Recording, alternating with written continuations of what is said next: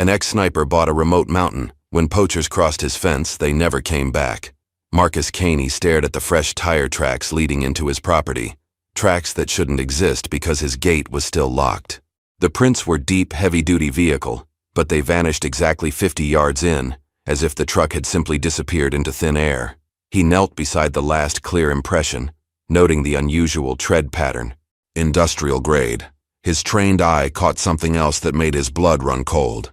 3 separate boot prints, all different sizes, all wearing tactical boots. But here's what didn't make sense.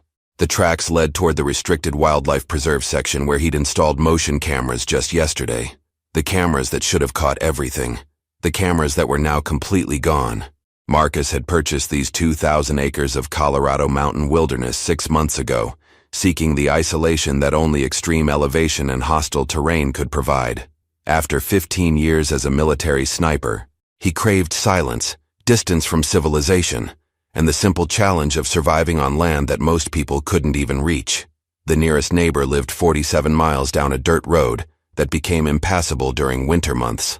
He'd chosen this place specifically because nothing larger than elk should be moving through his property, and elk didn't drive trucks or wear tactical gear.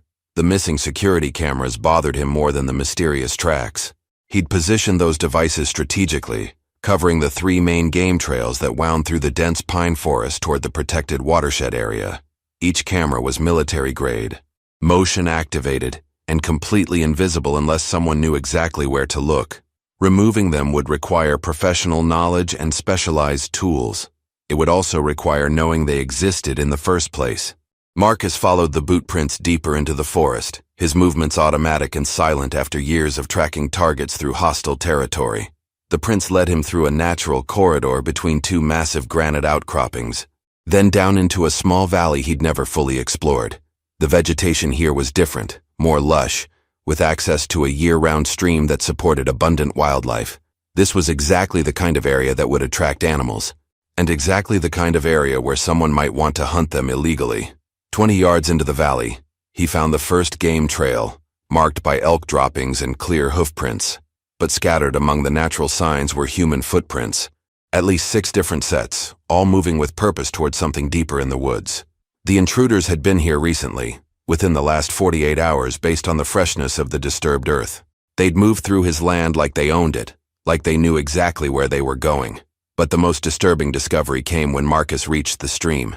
Someone had constructed a crude hunting blind from deadfall and camouflage netting, positioned to command a perfect view of the main watering hole.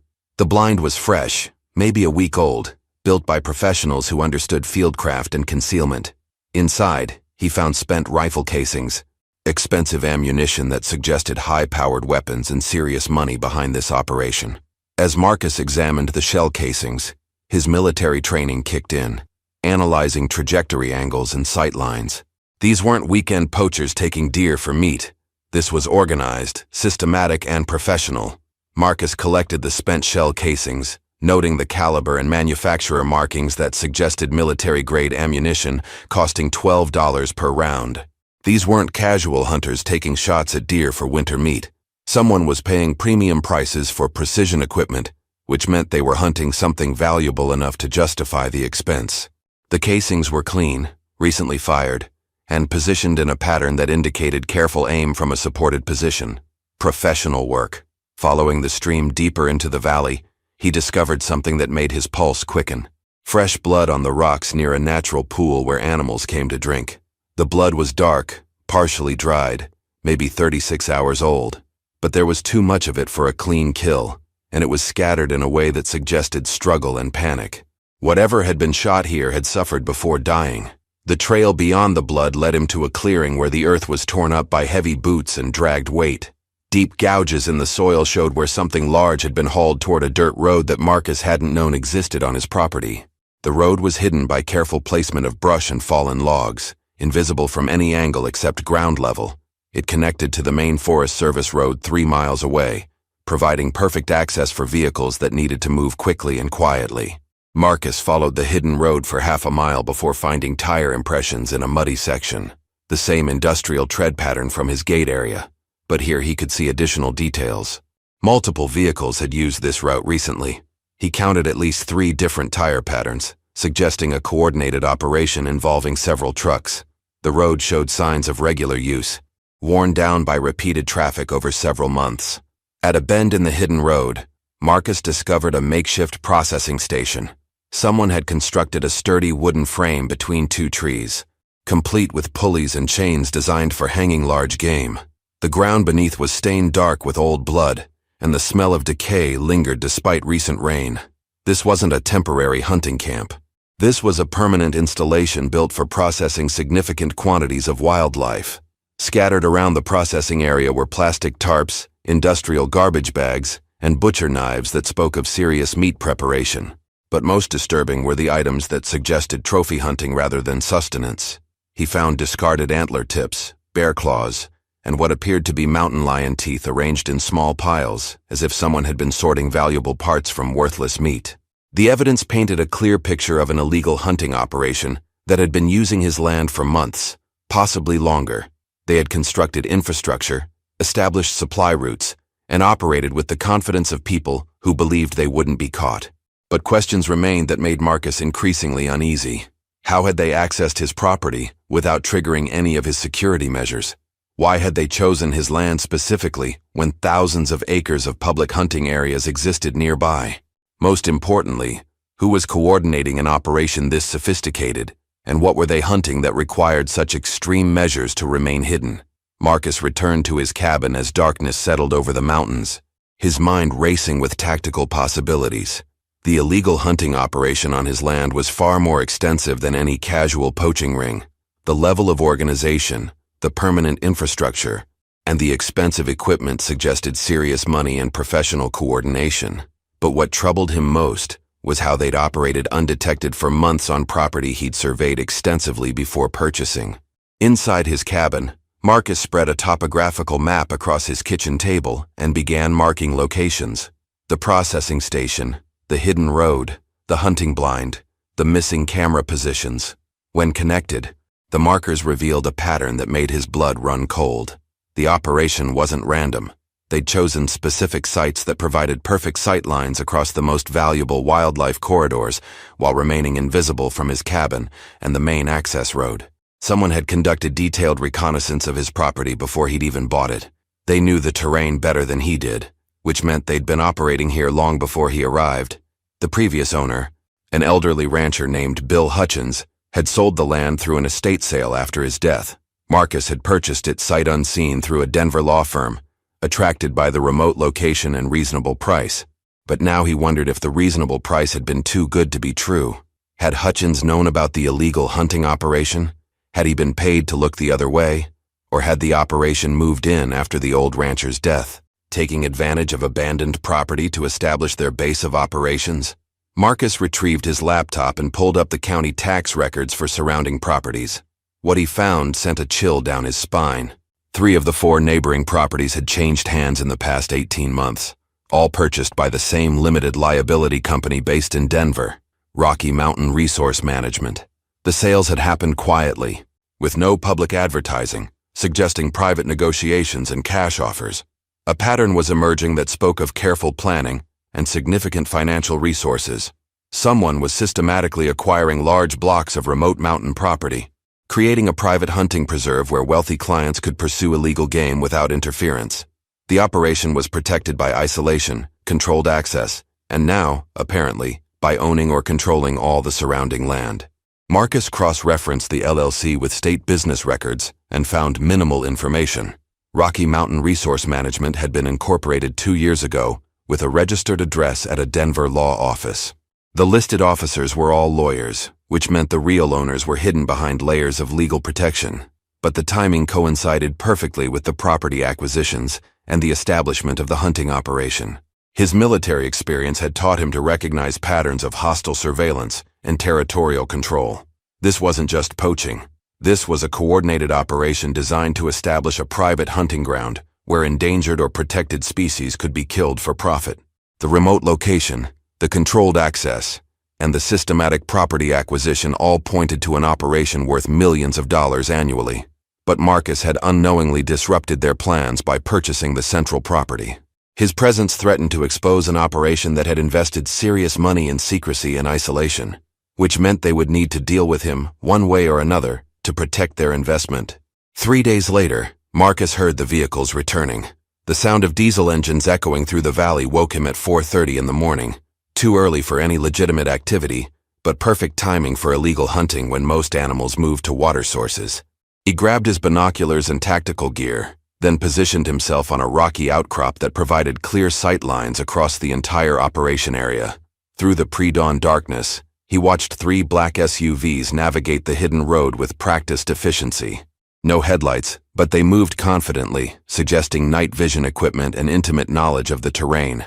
The vehicles stopped at the processing station, and Marcus counted 8 men emerging with military precision.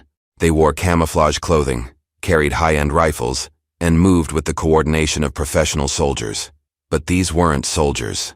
Through his binoculars, Marcus observed expensive hunting boots, custom rifle scopes, and equipment that cost more than most people's annual salaries. These were wealthy clients, paying premium prices for illegal hunting experiences. The operation catered to rich men who wanted to kill rare animals without dealing with hunting licenses, conservation laws, or federal restrictions. The hunting party split into 2 groups, each accompanied by what appeared to be professional guides carrying GPS units and radio communication equipment. Marcus watched them disappear into different sections of his property, following routes they clearly knew well. Their confidence suggested they'd hunted here many times before, familiar with every trail and water source. For the next 6 hours, Marcus tracked their movements from various observation points, using skills honed during years of surveillance operations overseas. The hunters moved through his land like they owned it, taking shots at wildlife with expensive precision rifles. He witnessed them killing a mountain lion, 2 black bears, and what appeared to be several endangered elk subspecies. Each kill was photographed extensively, suggesting trophy documentation for wealthy collectors. But the most disturbing discovery came when Marcus observed the guides using electronic tracking devices to locate specific animals. They weren't hunting randomly. They were targeting particular creatures that had been previously tagged or monitored. Someone had been studying wildlife patterns on his property for months, possibly years, cataloging rare animals and their habits to provide guaranteed kills for paying clients. The operation ran with clockwork precision. After each kill, the guides immediately radioed coordinates to a cleanup crew that arrived within minutes to process and transport the carcasses. Nothing was left behind. No evidence, no blood, no signs that protected animals had been systematically slaughtered for profit. By late afternoon, the hunting party had retreated to the processing station, where Marcus observed them celebrating with expensive whiskey and cigars. Through his binoculars, he could see stacks of cash changing hands as clients paid their guides for successful hunts. The amounts being exchanged suggested this single day's operation had generated tens of thousands of dollars. As the SUVs prepared to leave, Marcus noticed something that made his blood run cold. One of the guides was studying a map and pointing directly toward his cabin. They knew he was there. They knew he'd been watching. And from their body language and animated discussion, they were making plans to deal with the problem he represented. That night, Marcus prepared for war using lessons learned in hostile territory overseas. He retrieved his military-grade rifle from its secure case, cleaned and calibrated the scope, and established 3 defensive positions around his cabin with clear fields of fire. If the hunting operation intended to eliminate him as a threat, they would discover that removing an experienced sniper required more than expensive equipment and hired muscle.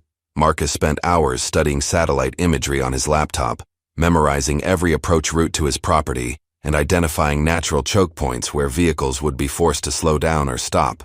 His years of combat experience had taught him that superior positioning and preparation could overcome numerical disadvantages. He knew his land better than any invader could, and he had skills they probably didn't expect from an isolated mountain resident. At 2 in the morning, motion sensors around his cabin detected movement. Multiple vehicles approaching without lights, engines running quiet, attempting tactical stealth. Through his night vision scope, Marcus identified the same 3 black SUVs from the hunting operation, plus 2 additional trucks carrying what appeared to be armed men in tactical gear. They were taking him seriously as a threat, which confirmed his suspicions about the scope and value of their illegal operation. The vehicles stopped 300 yards from his cabin, positioned to block all escape routes. Marcus watched through his rifle scope as 12 men deployed in military formation, carrying assault rifles and wearing body armor. These weren't wealthy hunting clients. These were professional security contractors hired to eliminate problems that threatened million-dollar operations. From his concealed position on the ridge above his cabin, Marcus had perfect sight lines on all the approaching men. His finger rested on the trigger of his precision rifle, muscle memory from hundreds of combat missions guiding his movements. But killing wasn't his objective. He needed these men alive to testify about the illegal hunting operation and identify whoever was financing the entire scheme. Instead of targeting the men, Marcus aimed at their equipment. His first shot destroyed the engine block of the lead SUV, sending steam and coolant spraying across the assault team. His second shot punctured the fuel tank of another vehicle, creating a gasoline spill that would prevent their escape. The third shot disabled their radio communications antenna, cutting them off from outside support or coordination. The assault team scattered for cover, confused by shots that seemed designed to trap rather than kill them. Marcus could hear their shouted commands as they tried to understand why a sniper was destroying vehicles instead of targeting personnel.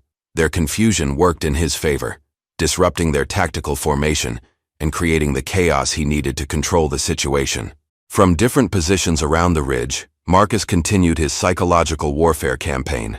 He shot out their vehicle headlights, disabled their backup radio equipment, and put precision rounds into their tactical gear without harming the men carrying it. Each shot demonstrated that he could kill any of them instantly if he chose to, but was deliberately restraining himself. The message was clear: leave immediately, or face an enemy who possessed superior skills, superior positioning, and the tactical advantage of defending familiar terrain. After 30 minutes of this demonstration, the surviving vehicles retreated down the mountain, carrying men who had learned that some problems couldn't be solved with overwhelming firepower. The next morning, Marcus methodically documented every piece of evidence he had discovered on his property. Using his digital camera, he photographed the spent shell casings, the blood-stained rocks, the processing station, and the hidden road network. Each image was GPS tagged and time-stamped to create an unshakable record of the illegal hunting operations infrastructure. However, Marcus knew that photographs alone wouldn't be enough to bring down an organization with the resources to purchase multiple properties and hire armed security contractors. He needed federal involvement, and that meant contacting the right agencies with jurisdiction over wildlife crimes and interstate criminal enterprises. From his laptop, Marcus accessed the FBI's online tip submission system and the U.S. Fish and Wildlife Service enforcement hotline. Nevertheless, he decided that direct contact would carry more weight than anonymous tips. His military service record would lend credibility to his claims, and the scope of the operation demanded immediate attention from experienced federal investigators. Marcus called the Denver field office of the Fish and Wildlife Service first, speaking directly with Special Agent Sarah Chen, a veteran investigator who specialized in organized wildlife trafficking. Agent Chen listened intently as Marcus described the sophisticated hunting operation, the systematic property acquisitions, and the apparent involvement of wealthy clients paying premium prices for illegal kills. Agent Chen's questions were sharp and focused, demonstrating her expertise in similar cases. She was particularly interested in the electronic tracking devices Marcus had observed, explaining that such equipment suggested connections to international wildlife trafficking networks that sold rare animal parts to overseas collectors. The operation Marcus had discovered might be far larger than a simple illegal hunting scheme. Within 2 hours of his initial call, Agent Chen arrived at Marcus's cabin accompanied by Special Agent Robert Valdez from the FBI's Organized Crime Task Force. The federal agents examined Marcus's photographs and listened to his detailed account of the hunting operation's structure and timing.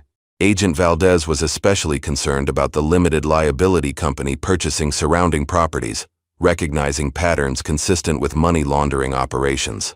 The agents spent the afternoon surveying the evidence sites Marcus had identified, documenting everything with their own equipment and expertise. Agent Chen confirmed that several of the shell casings matched ammunition types commonly used in illegal trophy hunting of endangered species.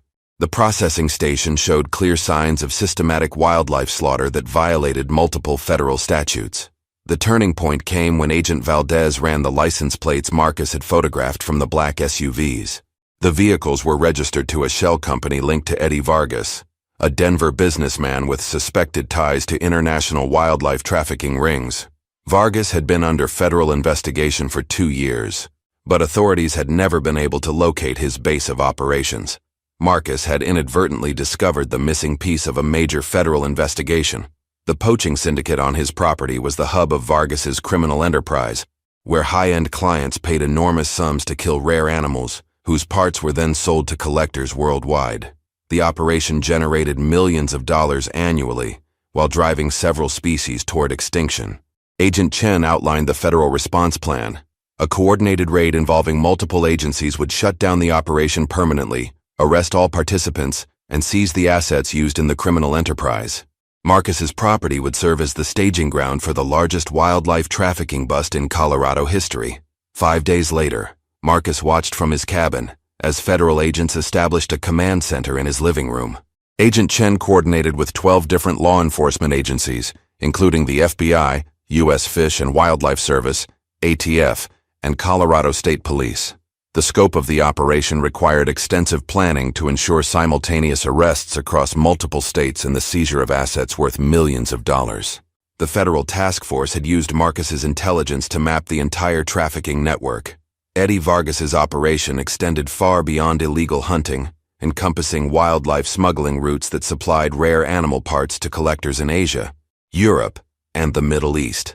The hunting clients Marcus had observed were just one revenue stream in a sophisticated criminal enterprise that had operated undetected for years. Agent Valdez briefed Marcus on the raid timeline. Elite tactical teams would move simultaneously against 3 targets: the hunting operation on Marcus's property, Vargas's Denver headquarters, and a processing facility in Wyoming where animal parts were prepared for international shipment. The coordinated strikes would prevent any element of the organization from escaping or destroying evidence. At 4 in the morning, motion sensors detected the familiar convoy of black SUVs approaching through the hidden road network. This time, however, 50 federal agents were positioned throughout the forest, armed with night vision equipment and arrest warrants for every person involved in the illegal hunting operation. Marcus remained in his cabin as requested, but Agent Chen provided him with radio communication to monitor the operation's progress. The wealthy hunting clients arrived exactly as Marcus had predicted, completely unaware that their exclusive wilderness experience had become a federal trap. Through his window, Marcus watched the SUVs stop at the processing station, where the hunting guides began unloading expensive rifles and preparing for another profitable day of killing protected wildlife. Agent Chen's voice crackled through the radio as tactical teams moved into position around the clearing. The federal agents had spent days studying the terrain Marcus had mapped for them, positioning themselves to capture every person involved without allowing any escapes through the dense forest. The operation required precision timing to prevent the destruction of evidence or the escape of high-value targets. At precisely 6 o'clock, when the hunting party had spread throughout the forest to begin their illegal kills, Agent Chen gave the signal for simultaneous arrests. Marcus listened through the radio as federal agents confronted stunned clients who had paid $50,000 each for guaranteed kills of endangered animals. The guides carrying GPS tracking equipment and specialized ammunition were caught with overwhelming evidence of their crimes. But the most satisfying moment came when Agent Valdez's voice reported the arrest of Eddie Vargas himself at his Denver headquarters. Federal agents had seized computer records documenting the entire trafficking network, bank accounts containing millions of dollars in illegal profits, and a client list of wealthy individuals who had participated in the systematic slaughter of protected species. Within 6 hours, the federal raid had dismantled an operation that had taken years to establish. The hunting clients, guides, security contractors, and organizers were all in federal custody facing charges that carried decades in prison. Marcus's mountain property, once violated by criminal trespassers, had become the scene of their complete downfall. 6 months after the federal raid, Marcus stood on the same rocky outcrop where he had first observed the illegal hunting operation. But the forest around him had been transformed. The hidden road network had been destroyed by federal bulldozers, the processing station dismantled completely, and the hunting blinds removed without a trace. Nature was already reclaiming the areas where wealthy criminals had once slaughtered protected wildlife for profit. Agent Chen visited Marcus regularly to provide updates on the criminal prosecutions that had resulted from his discovery.